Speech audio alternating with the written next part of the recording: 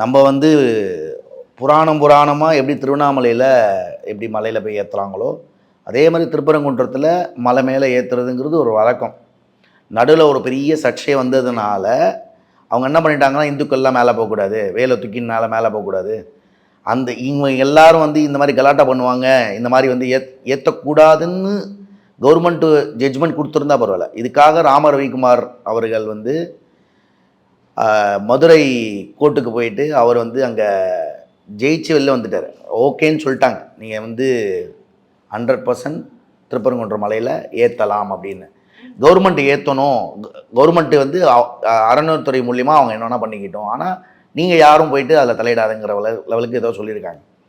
நாங்களாம் என்ன சொல்கிறோம் அப்படின்னா, எங்கள் அகில பாரத மக்கள் கட்சி எங்கள் தலைவர் ராமநாதன்ஜி என்ன சொல்கிறாருன்னா, அது எப்படி ஏற்றக்கூடாது, நீங்கள் ஏற்றணும் அவ்வளோதான்.